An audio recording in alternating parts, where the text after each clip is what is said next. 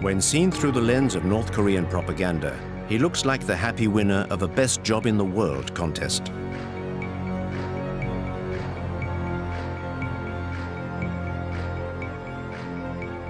Each time he is out in public, he has the air of a man marveling in the discovery of a fabulous country that his parents built just for him.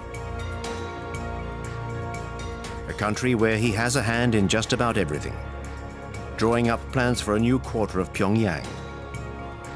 Being a lifeguard for the youth of North Korea. Sampling the biscuits which will soon flood the regime's groceries. Overseeing the growth of the chicks on the state farms. And even acting as an advisor to the country's hair salons. Arduous days, but days where he can still find the time to try out the latest rides at the capital's amusement park. These absurd, amusing, but also terrifying images are the only ones we have to help us understand this young man, who is at the controls of a nuclear power. Kim Jong-un does not give interviews, so we have decided to go and meet those who know him best, in an attempt to draw a clear portrait of him.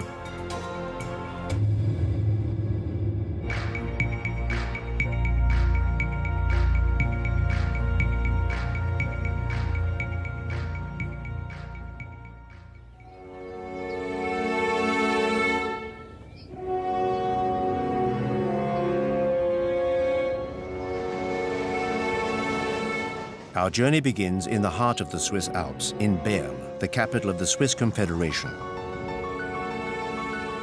This is the home of one of the biggest North Korean communities abroad. It's a discreet community, whose activities have nonetheless attracted the attention of a member of a consortium of investigative journalists.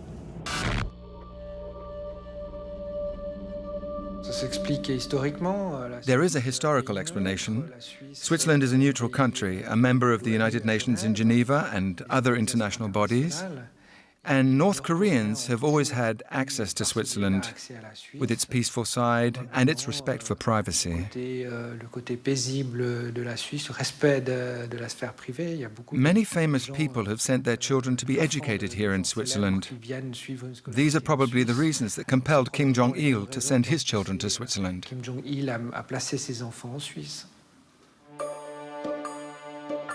A study of Swiss administrative documents reveals the existence of a Mr. Pak, for whom in 1992 the North Korean embassy in Switzerland requested a visa and a posting to Bern. The visa request bore the names of 3 children, Chol, Hun, and Mi Young. The names were only slightly altered and the birthdays were identical. Mr. Pak's children were in fact those of the North Korean dictator Kim Jong-il. We knew the children were here, we knew their real identities, but it was not a problem for the Swiss authorities. It was even seen as a boon. Why? To maintain links with the country, which had already cut itself off from the rest of the world.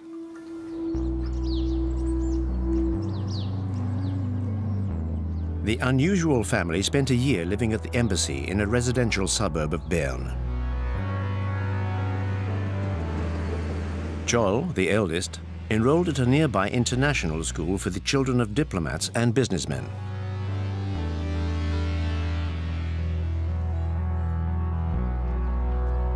His brother, Hun, joined a state school in the town. He spoke German with his classmates. After a few difficult months, he was said to be a rowdy loner, but he finally made a handful of Swiss friends and settled into school life.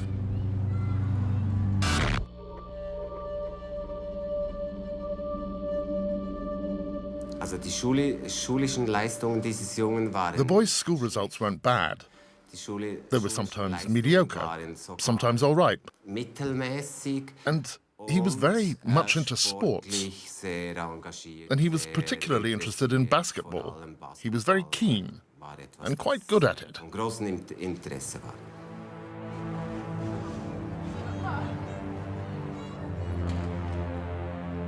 Around this time, the Pak family moved into an ordinary apartment near the school. Visitors were not welcome.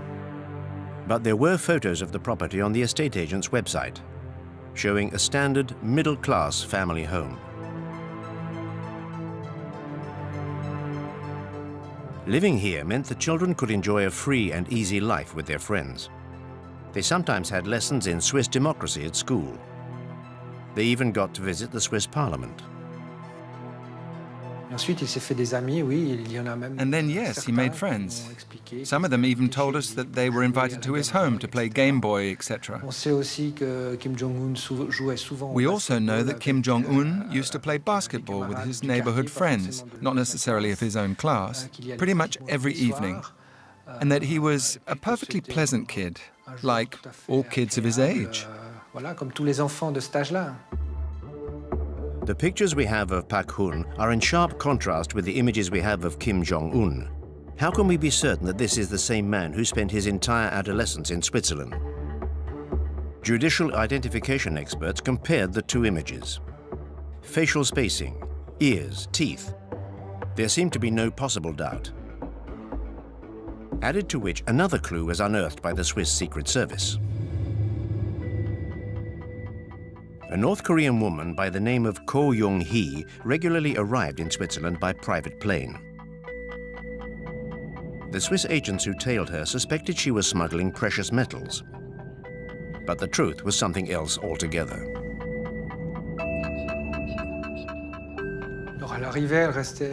So she would arrive and usually stay 2, 3, or 4 months, and she would stay at the house too. But she would also go off on regular shopping trips in the great capitals of Europe. Or there would be big family get-togethers. I was told about a family reunion which took place in a hotel at Interlaken, for instance, where the family rented out a whole wing of the hotel and met up there.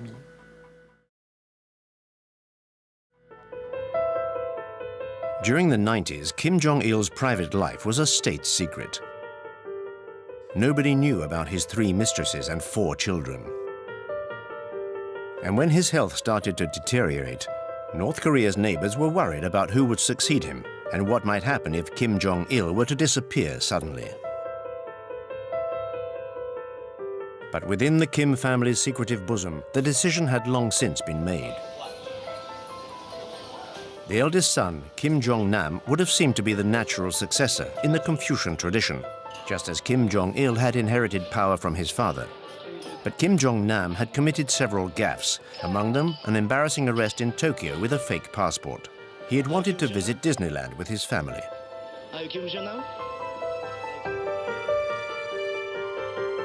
The second son, Kim Jong-chol, educated in Switzerland, was considered too soft, even too feminine by his father. Kim Jong-un may well have been the youngest son, but he was also the son of Kim Jong-il's greatest love, Ko Young-hee. The former dancer would play a significant role in the corridors of power.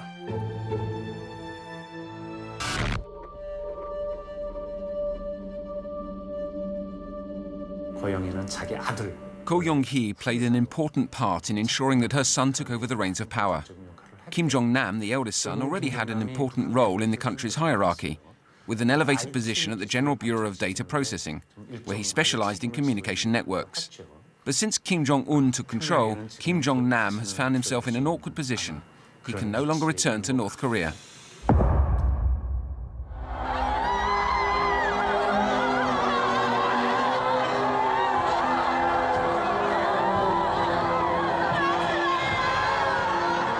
The 17th of December 2011, North Korea was in mourning.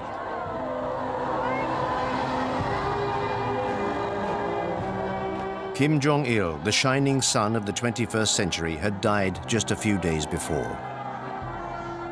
It was time for the propaganda machine to set up the funeral scene. The funeral would also be the confirmation of the youngest son's accession, which had been confirmed to North Korea and the rest of the world a year earlier.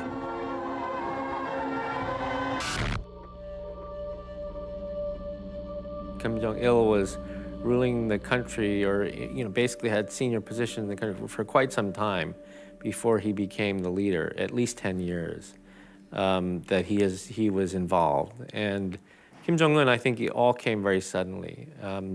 They did it, the propaganda, they did a bit of going back and sort of trying to create a story about how he was being trained many years in advance.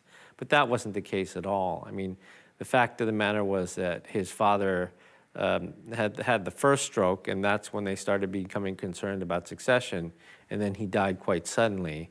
And I think the young fellow was not ready.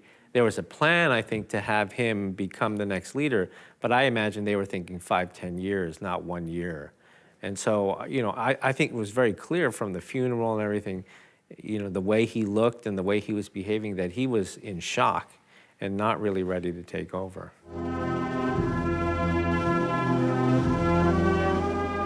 Kim Jong-un's problems had already begun.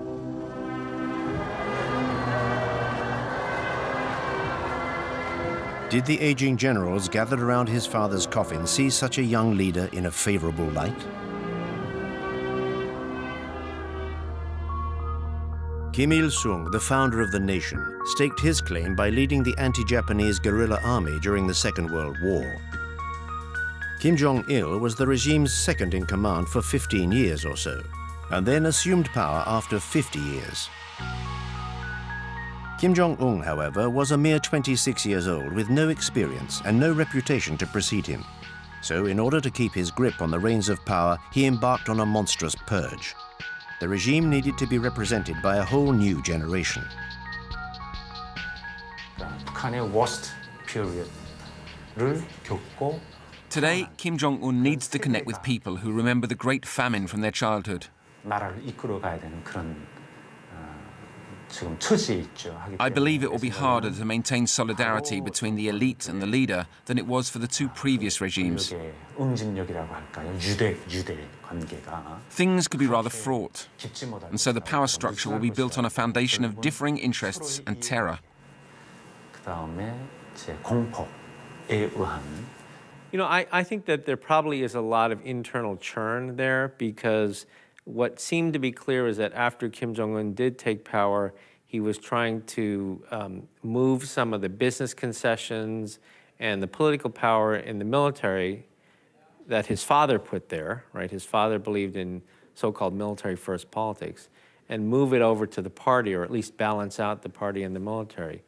All of the generals that were with Kim Jong-un by the hearse of his father in the funeral procession are all gone. None of them are left. And so very clearly he's wiped out a group and is trying to bring in a new group. The most prominent victim of the purge was just behind him during the funeral. His uncle, Jang Song-taek, married to Kim Jong-il's sister. Since the 70s, this member by marriage of the family had been at the very heart of power. His brothers were powerful generals. He himself had held a number of key posts in the armed forces and the economy. When Kim Jong-il's health first started to become a cause for concern, his name was mentioned as a potential successor, or at least as a regent to the dictator's young son. 2 years after coming to power, Kim Jong-un decided that his apprenticeship was over and had his uncle executed, along with most of his closest relatives. 굉장히 유능하고 For us, Jang Sang-tak was a very competent man. 자기 I worked with him. 부하들 잘 챙기고 He was funny and kind to his subordinates. 업무 He took good care of us and worked hard. 이었죠. Certainly the news of his arrest and then his execution were quite surprising to many of us who study this country. But I think what was the most surprising was the written statement that came out explaining why he had been killed. You know, in the past in North Korea, when these sorts of things happen, they happen very quietly. It's a car accident or it's a sickness, and there's really not much explanation given. But in this case, you know, a very clear explanation, in many ways exposing vulnerabilities inside of North Korea. The charge sheet accused Jang Sang-taek of wanting to overthrow the regime. This was a tacit admission of a struggle at the heart of the power structure. He was also accused of being an unfaithful husband and a corrupt communist. And rumors of his fondness for young girls were confirmed by the official press.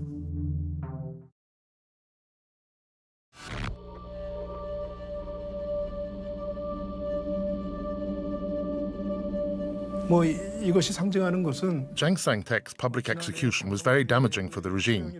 North Korea is a deeply Confucianist country where respect for one's elders, especially relatives, is ingrained. Murdering his own uncle was more likely to harm the people's loyalty to Kim Jong-un than consolidate his power. I think that the members of the elite who lose respect for their leader could also turn away from him.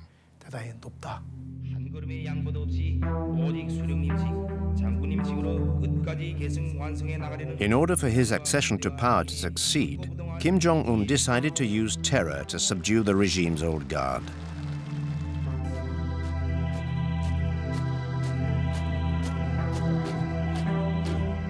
He then concentrated all the key posts and surrounded himself with those loyal to him.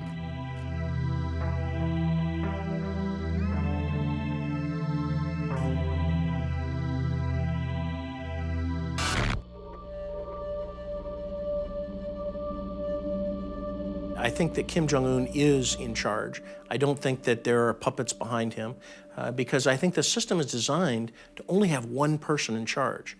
And so, and everybody must demonstrate their personal loyalty to him in order to survive.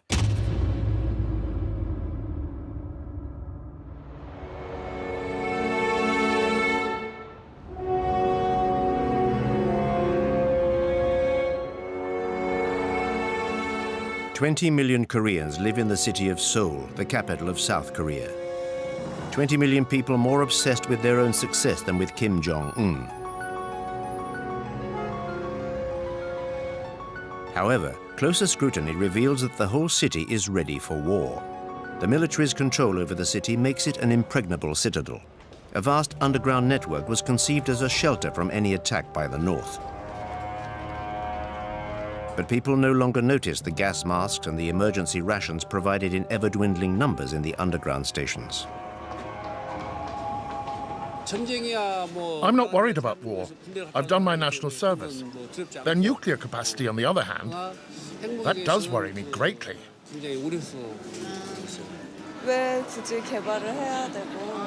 I don't understand why he wants to develop nuclear weapons. To blackmail us? To threaten us? To get something out of us? Or just for his own personal glory?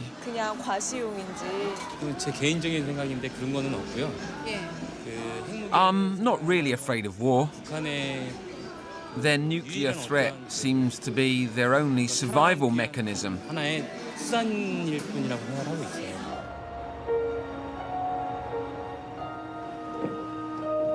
The North Korean border is only 30 kilometers away. It's an impassable, demilitarized zone 2 kilometers across, with hundreds of thousands of soldiers either side of it. Seoul is well within range of cannon fire. The soldiers in the south can see villages in the north.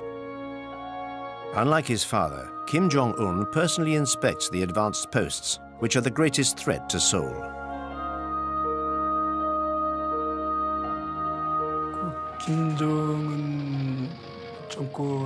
The main difference that was felt in the early days of the Kim Jong-un era was that he seemed much more belligerent and hostile than Kim Jong-il.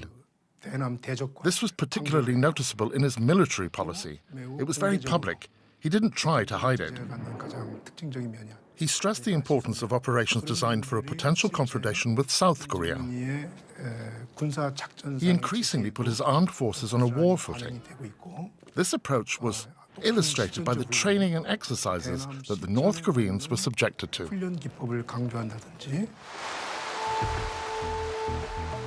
Kim Jong-un made his first North Korean propaganda appearance a year before his father's death. He was made a 4-star general, signifying his arrival at the heart of power. In North Korea, power means first and foremost the army. I believe that he attended, for a period of time, perhaps maybe 6 months, one of the military academies. They have given him some titles, and of course, he, the way that they're creating the myth is that he planned the Cheonun sinking and the shelling of YP-do. So I don't believe he has any credible military experience, but I think that they are trying to create that myth.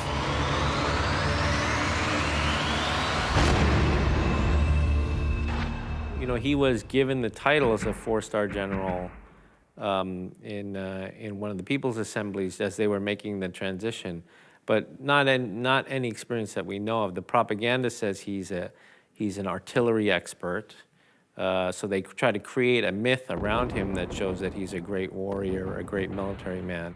And I'm sure for the military in North Korea, you know, they probably don't like that, you know, that this young fellow with no experience all of a sudden gets 4 stars and is considered one of the top military brass in the country, even though he has no experience.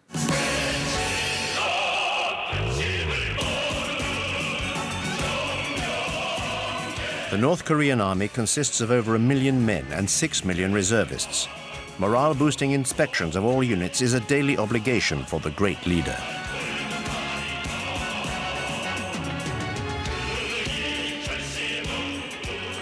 But the army's thousands of tanks and hundreds of aircraft, inherited from Soviet-era Moscow, are all but obsolete.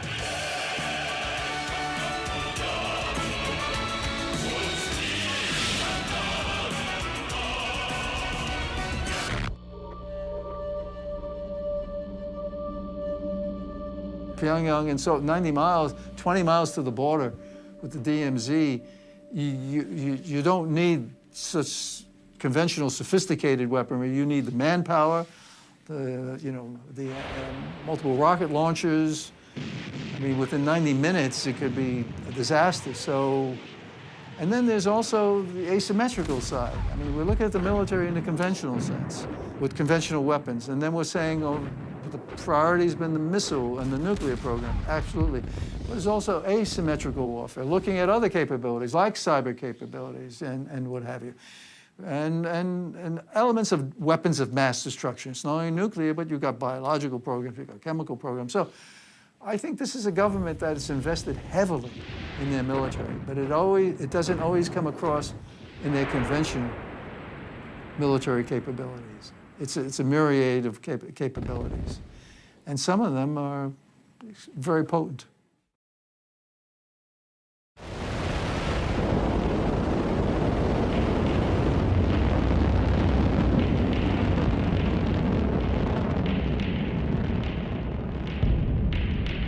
I mean, we all have to care about North Korea. Let's be practical. North Korea has nuclear weapons. It's the 9th nuclear weapon state. The assessment is from 6 to 12, maybe even more nuclear weapons, right? And they're developing their programs. They have a uranium enrichment program to build nuclear weapons. They have missile systems. They have the Scud, they have the NODONGs, they have the Taepodong.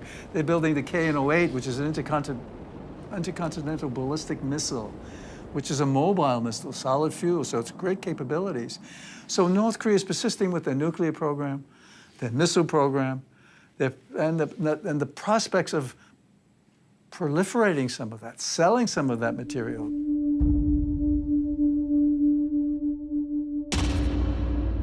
Kim Jong-il's nuclear program was his grand project. But his son decided to carry it on and even to intensify its development.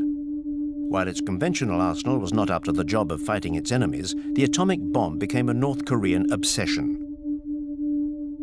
Despite international objections, a huge amount of resources was poured into the project.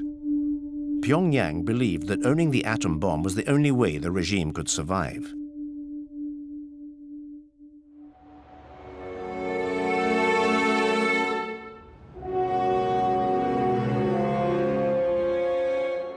It is the only deterrent to its great enemy, the USA, with whom it was at war during the 1950s. Washington perfectly well understands the relationship between the superpower and the small Asian country.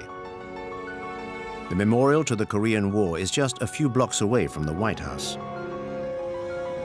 Since the 1953 ceasefire, the American government has kept a close eye on the Korean crisis. 30,000 soldiers are still stationed on the south side of the demilitarized zone. Crises and crisis management scenarios are constantly being re-evaluated. This show of strength is seen by Pyongyang as a direct threat to its survival.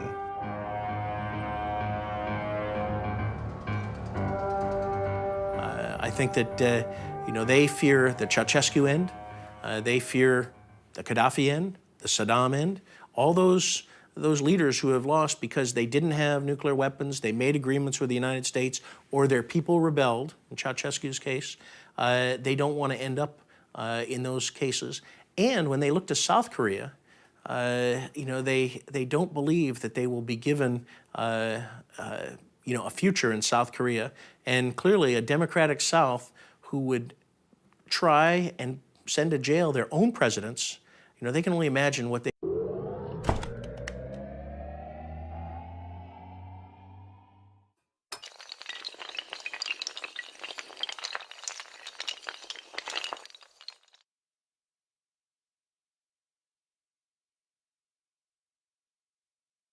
they would do to North Koreans, to the regime, given the atrocities and crimes against humanity that they've committed.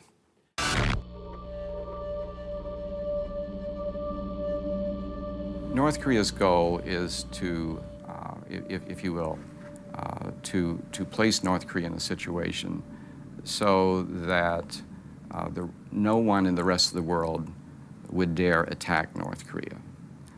Having said that, while the media today has tremendous focus on this question, can North Korean missiles reach Alaska or California or wherever? In reality, North Korea today has the capability of transferring weapons of mass destruction anywhere in the world through its trading companies, their affiliates, and a very sophisticated shipping network. So North Korea already has the ability worldwide to deliver WMD anywhere. North Korea is already a nuclear threat. But it has also been developing some of the world's most powerful cyber warfare units.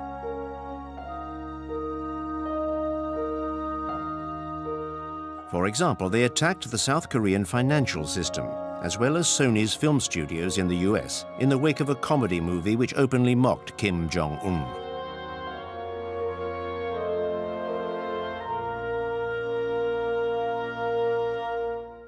Many of us who have negotiated with North Korea, and I'm certainly one of them, I have great respect for their capabilities.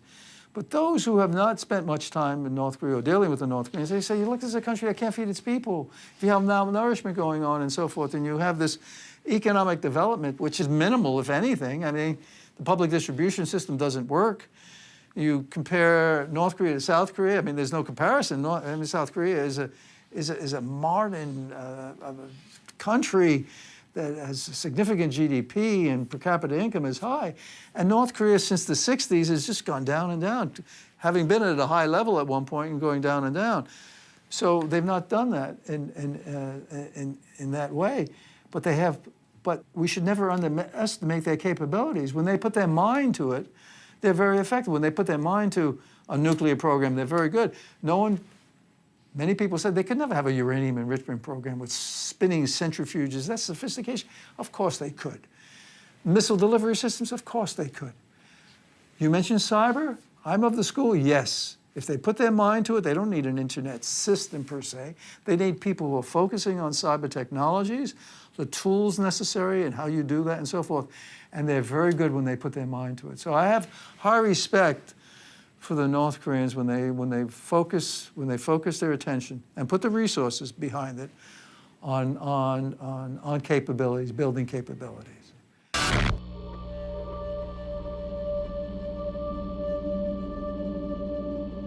One thing every North Korean leader has understood, and he does as well, I think, if they lower their guard, in their perspective, if they lower their guard, they will be treated by the major powers as the used furniture of history. They'll simply be discarded, walked over, ignored. Otherwise, why pay any attention to them? So they have to make sure that people care about them, that people don't see just a dark spot on the map, which is the favorite thing when we show, but understand that this is a real, operating, not failing country with 24 million people that are somehow going to continue to exist and become more vibrant in Northeast Asia. That's a big, that's a tall order to fill, and who knows if he'll be able to achieve it.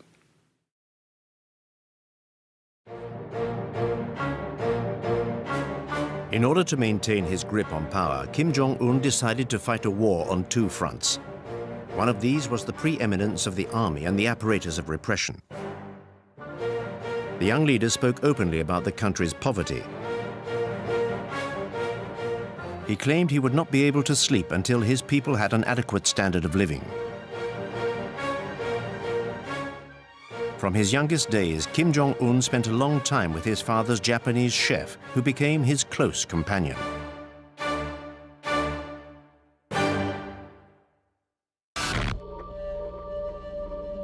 The Japanese chef recalls the future dictator's innermost nocturnal thoughts. I remember one night we started talking at about 11:10 p.m. When we had finished, I looked at my watch. It was nearly 5 a.m.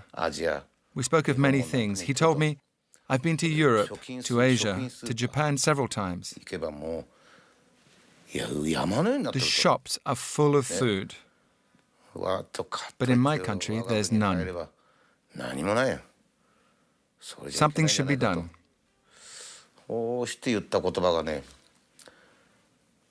Then he said, "I think we should follow the example of China's policy." When I heard that, I realized that he was determined to go down the route of economic liberalization and reform.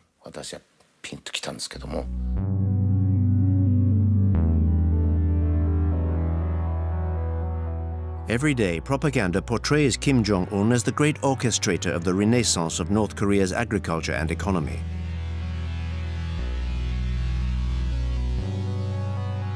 Early results were modest, but the country seemed to have consigned to history the famines which decimated the population during the 90s.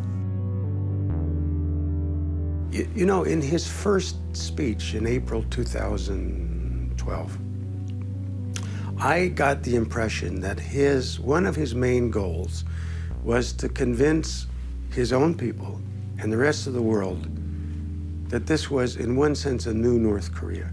Many of the things that had happened in the past were of the past.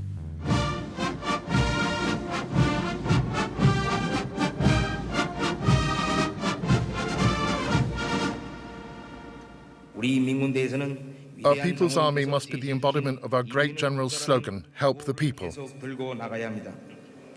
The People's Army's soldiers and officers do more for the people than they would do for their own families. Our people are the finest people in the world. They have faithfully supported the party in face of great challenges. They should never have to tighten their belts again. They should be able to benefit fully from the riches of socialism. That is our party's firmest resolution.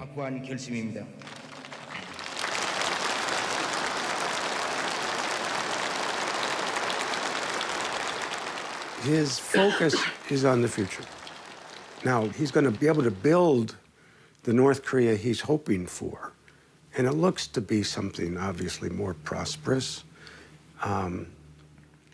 able to stand up better against South Korea, even though they'll never catch up to South Korea, and to have a military strong enough so that they have to be taken seriously.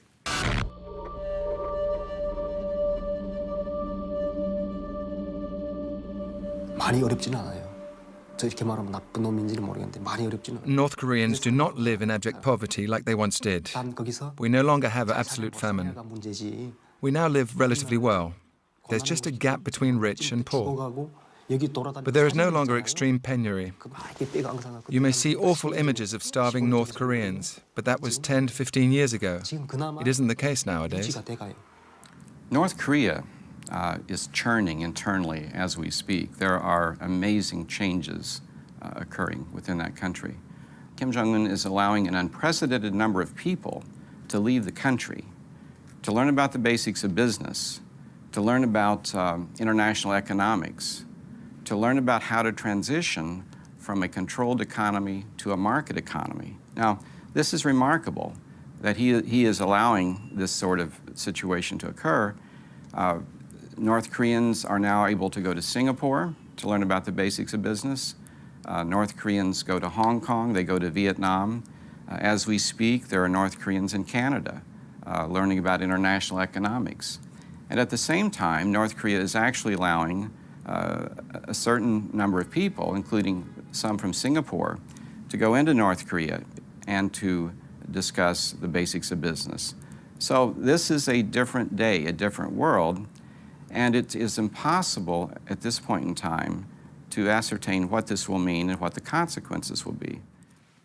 From what we know anecdotally from people who have been not just in Pyongyang but in the countryside, there are resources being devoted to development. Housing, infrastructure, some extent food, maybe in the agriculture area, it looks as if there are some reforms or changes that are going to could lead to increased harvest. None of these things at this point are real big, and anybody in North Korea who's implementing them probably is a little bit worried that they might get reversed, because it's not yet clear that they've been completely and totally endorsed from the top. But there's a cumulative effect. A new economy for a political beast born of the Cold War. Just like when China's Deng Xiaoping opened the country for business while playing father of the nation. But North Korea's psychological control over its people reaches a whole new level, like that of a secretive sect. Will it be able to survive this new openness? I think in general, because they have no problem with getting cash, right, through small projects like Kumgang Mountain or the North-South Joint Industrial Complex, but something that really opens the country up to free market forces, that allows for free and open exchange. These are all things that may make them richer, but it is seen as a threat to political control. And that's what we've seen throughout Asia. You know, if the economies start to grow, you get middle-class incomes, they start demanding more political freedoms. You know, this is what we saw in Taiwan. It's what we saw in South Korea. We've seen this throughout history in Asia, and I think they're very threatened by that. So they're not willing to take the big steps in terms of economic reform, even though this young fellow spent some time in Switzerland, right, was educated in the West. You know, I think for exactly that reason, he understands the threats that come with trying to open up too much.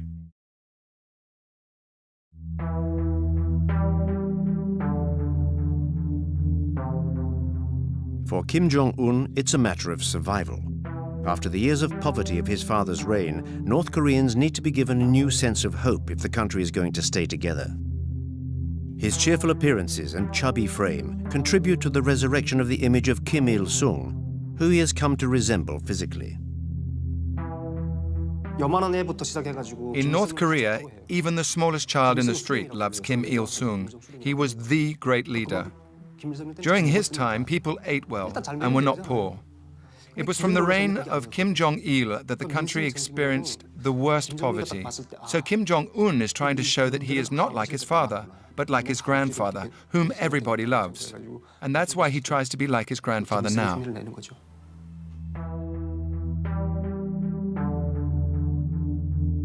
Grandfather Kim Il-sung, the revered founder of North Korea, is still the official eternal president of the country.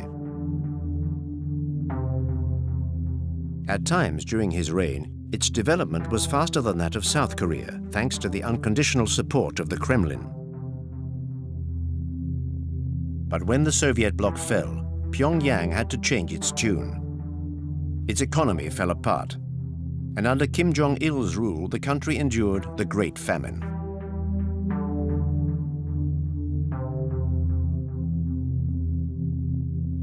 By adopting his grandfather's style, Kim Jong-un seeks to recreate the mythical glory years. He wants to make a link between this supposed glorious past and the new generation, brought up during the dark days and now being sent all over the world to learn about economic reforms. A new generation which sees a leader in its own image, who enjoys basketball and theme parks and is happy to mingle with the general population in front of the lenses of the propaganda machine. Whereas Kim Jong-il clearly found it difficult to even shake North Koreans by the hand. It seems to me it's a combination of a very deliberate effort to have him be different from his father, to be more open, at least to appear more open to the people, to mix with them more freely. There's one wonderful episode, at least to me, a couple of them actually. One of them is when he went to one of the newly built apartment houses. And in the process of welcoming this couple, he sits on the floor with them and has his wife sitting beside him like everybody's Korean mother. You just can't imagine Kim Jong-il ever doing anything like that. You might imagine Kim Il-sung doing it. It's possible. The other thing was when Kim Jong-un was on-site guidance for a army unit, female army unit. And when he was leaving, he didn't just take a picture with the entire unit. He stood there and the young women came up one at a time, like he was a rock star. They grabbed his arm and had their pictures taken. I was so astounded. I could not imagine that ever happening before.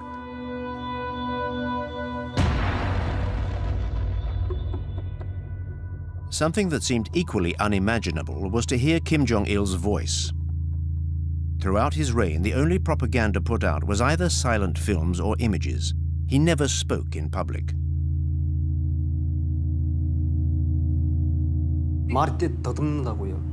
Kim Jong-il couldn't speak. He had a stutter. So he couldn't speak in public. I only ever heard his voice through a door when he was having a meeting with his chiefs of staff. He stammered. He struggled with language. Kim Jong-un, on the other hand, he can talk.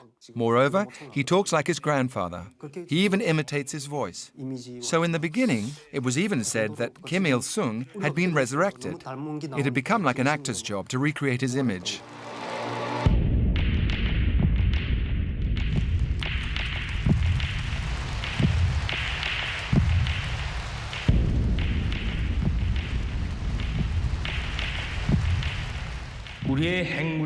Our nuclear capacity is our guarantee of protecting our national sovereignty. It allows us to build peace, prosperity, and power, as well as the happiness of the people.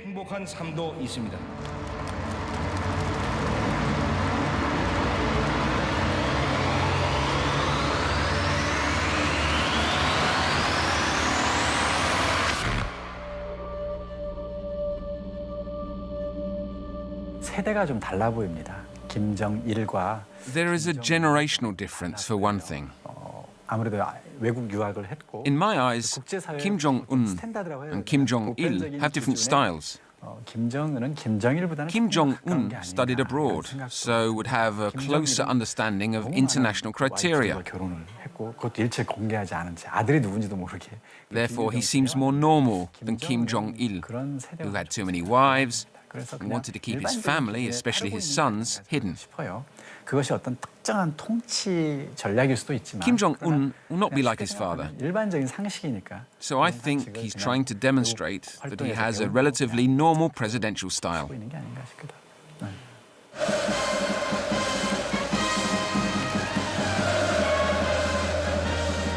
But how can one follow a normal path when one comes from a family with such history? Kim Jong-un seems to have chosen to allow a degree of transparency where his family is concerned. Since the beginning of his reign, he has shown off his wife. She accompanies him on his many excursions. Immaculately turned out, she occasionally treats herself to luxury toiletry items. North Korea has for the first time its own First Lady. Always smiling, she is a symbol of modernity and diversity. Kim Jong-il, for his part, had a great many secret mistresses, most of them selected from among the ranks of the regime's official artistic community. This troupe was conceived essentially as a harem for the dear leaders. Kim Jong-un's mother, like his wife, issued from these ranks. It was at the end of his adolescence that Kim Jong-un could begin to make his choice.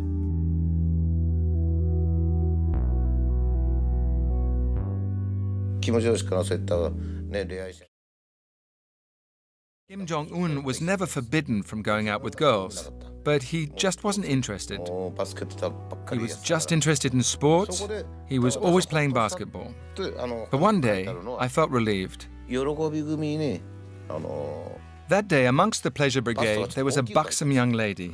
Kim Jong-un called me over and said, "Fujimoto, look at those puppies." I was so relieved to hear him say that. I told myself, he's a lad, and everything's going to be fine.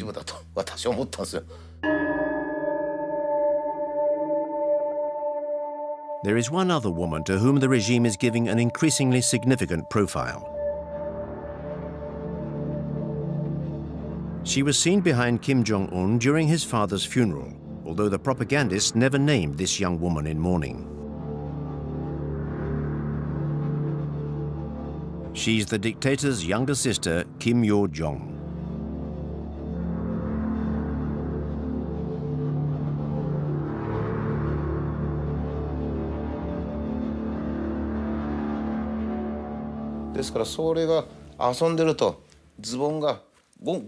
When she was playing, and her trousers or her nappies would start to fall down, it was always Kim Jong-un who noticed.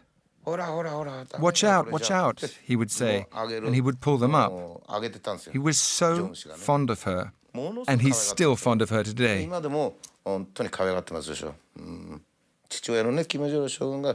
Kim Jong-il was equally fond of his little sister. So he's doing exactly what his father did, just the same. What's interesting is the strong women he surrounds himself with. There was a picture of him when he opened one of the fun parks. He's walking, not only got his wife, he had his aunt, Kim Jong-il's sister. He had his father's last consort, who was apparently a very strong woman. I can't remember if there was one or two more. So it's not completely a patriarchal system there, it seems to me. I guess he's listening to women as well. Kim Jong-un is grooming his sister for succession in case any crisis like a health issue should befall the regime.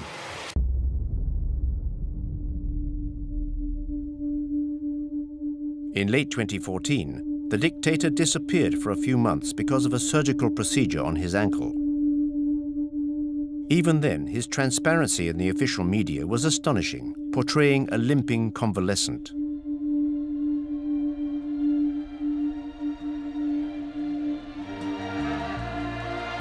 This remarkable contrast with the image of a living god, so commonplace in Korea's daily life, almost seems to embarrass even him. Just like when the soldiers he is visiting seem to be completely irrationally magnetized by his presence.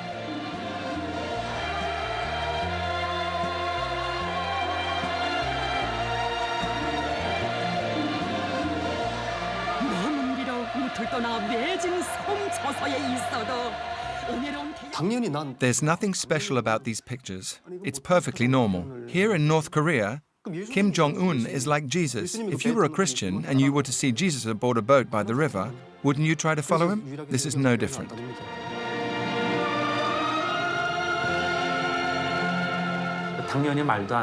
Clearly, it's all very far-fetched. The great leader who can make grenades from pine cones, the great leader who can move at supernatural speed, even the weather is linked to his greatness. Every song sings his praises. You can't take it all too seriously. But brainwashing is very dangerous. When people are constantly exposed to songs, videos, and moving or even grandiose stories, they start to believe them. It's what's called mass psychology.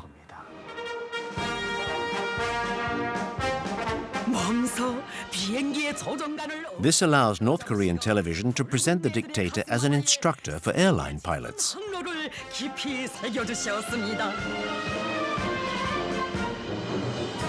This scenario may appear ridiculous to an expert, but it's part and parcel of the regime's tenor.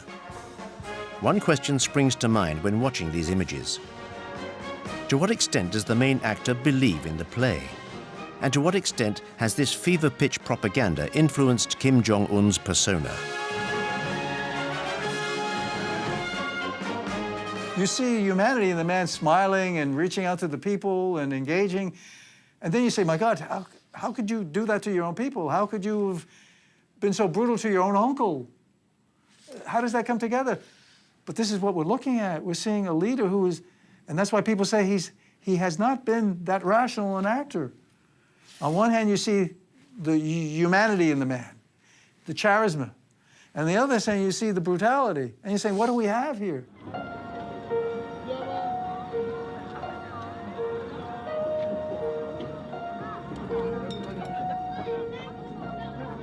At the frontier between the two Koreas, the sentry posts have become tourist destinations. South Koreans come here for a family outing on Sundays to take a look at these vestiges of the separation between the two countries.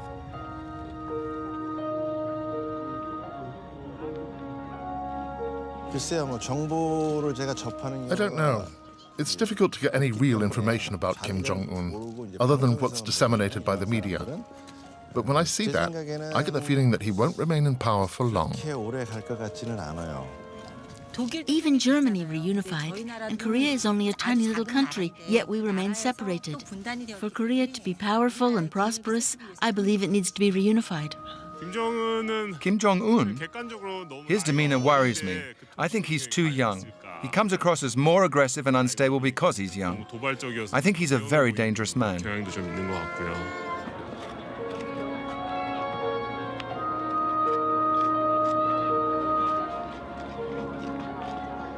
I would say stake my 34 years in the military on the South Korean military would defeat North Korea.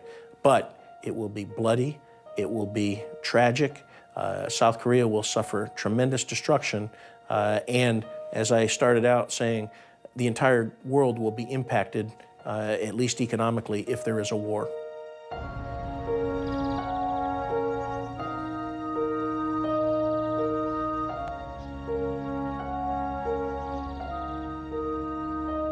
Could this final frontier of the Cold War possibly fall? For many Koreans, the question is now irrelevant. Personal and family connections have all but vanished after 60 years of separation. 60 years of watching the Kim family show in Pyongyang. A soap opera which holds the keys to the future of the Korean peninsula.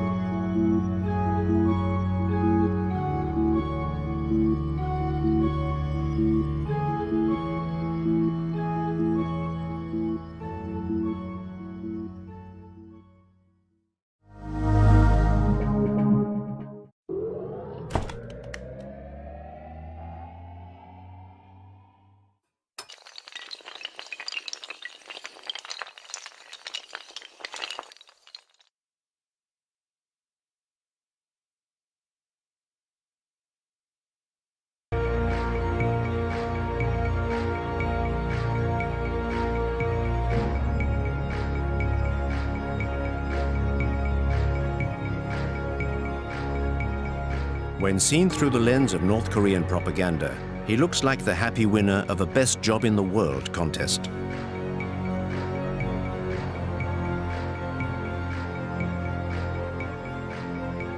Each time he is out in public, he has the air of a man marveling in the discovery of a fabulous country that his parents built just for him.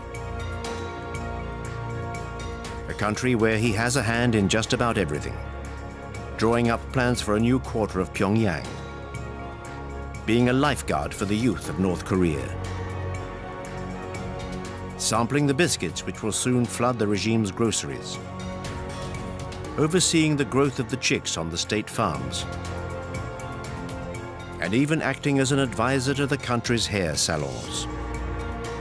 Arduous days, but days where he can still find the time to try out the latest rides at the capital's amusement park. These absurd, amusing, but also terrifying images are the only ones we have to help us understand this young man, who is at the controls of a nuclear power. Kim Jong-un does not give interviews, so we have decided to go and meet those who know him best, in an attempt to draw a clear portrait of him.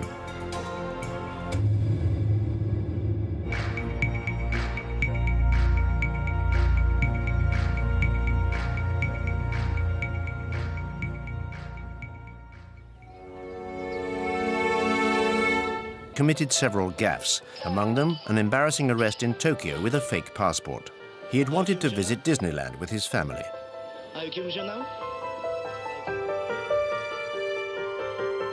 The second son, Kim Jong-chol, educated in Switzerland, was considered too soft, even too feminine by his father. Kim Jong-un may well have been the youngest son, but he was also the son of Kim Jong-il's greatest love, Ko Young-hee. The former dancer would play a significant role in the corridors of power.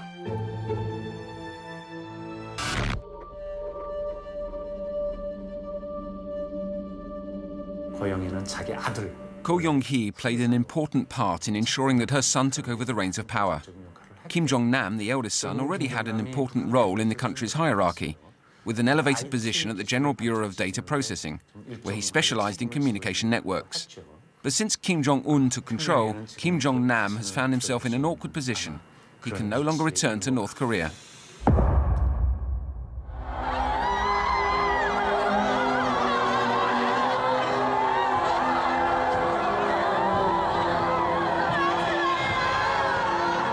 The 17th of December 2011, North Korea was in mourning.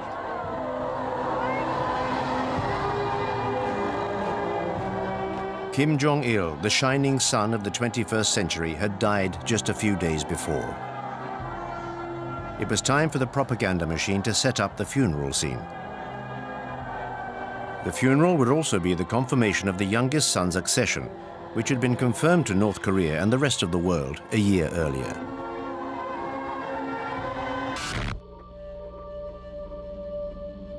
Kim Jong-il was ruling the country, or basically had senior positions in the country for quite some time before he became the leader, at least 10 years. He was.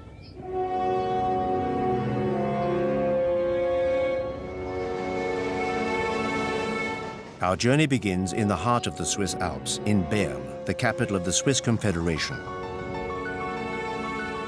This is the home of one of the biggest North Korean communities abroad. It's a discreet community, whose activities have nonetheless attracted the attention of a member of a consortium of investigative journalists.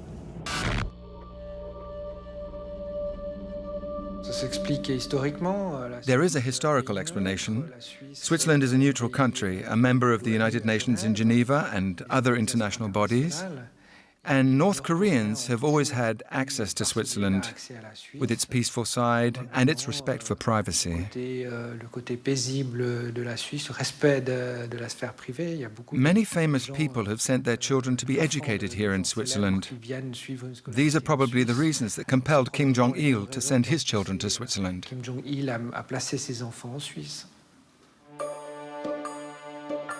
A study of Swiss administrative documents reveals the existence of a Mr. Pak, for whom in 1992 the North Korean embassy in Switzerland requested a visa and a posting to Bern. The visa request bore the names of 3 children, Chol, Hun, and Mi Young. The names were only slightly altered and the birthdays were identical. Mr. Pak's children were in fact those of the North Korean dictator Kim Jong-il. We knew the children were here, we knew their real identities, but it was not a problem for the Swiss authorities. It was even seen as a boon. Why? To maintain links with the country, which had already cut itself off from the rest of the world.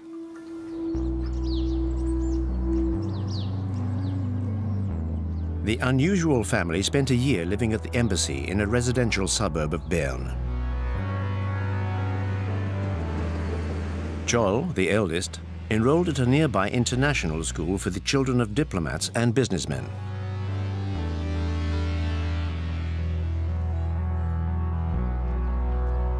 His brother, Hun, joined a state school in the town. He spoke German with his classmates.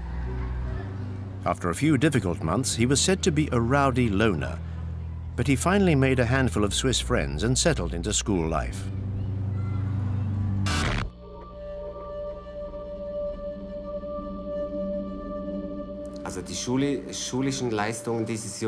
The boys' school results weren't bad. They were sometimes mediocre, sometimes all right. And he was very much into sports. And he was particularly interested in basketball. He was very keen and quite good at it.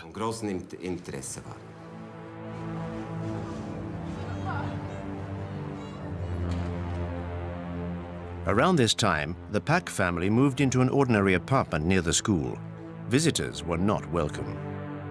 But there were photos of the property on the estate agent's website, showing a standard middle-class family home. Living here meant the children could enjoy a free and easy life with their friends. They sometimes had lessons in Swiss democracy at school. They even got to visit the Swiss Parliament. And then, yes, he made friends. Some of them even told us that they were invited to his home to play Game Boy, etc. We also know that Kim Jong-un used to play basketball with his neighborhood friends, not necessarily of his own class, pretty much every evening, and that he was a perfectly pleasant kid, like all kids of his age. The pictures we have of Pak Hun are in sharp contrast with the images we have of Kim Jong-un. How can we be certain that this is the same man who spent his entire adolescence in Switzerland?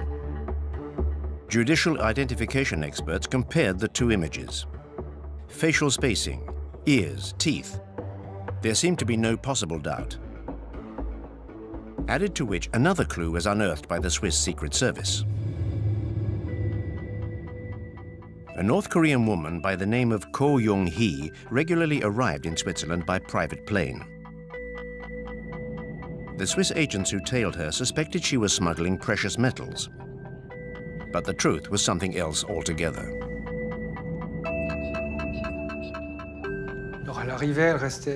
So she would arrive and usually stay 2, 3, or 4 months, and she would stay at the house too. But she would also go off on regular shopping trips in the great capitals of Europe. Or there would be big family get-togethers. I was told about a family reunion which took place in a hotel at Interlaken, for instance, where the family rented out a whole wing of the hotel and met up there.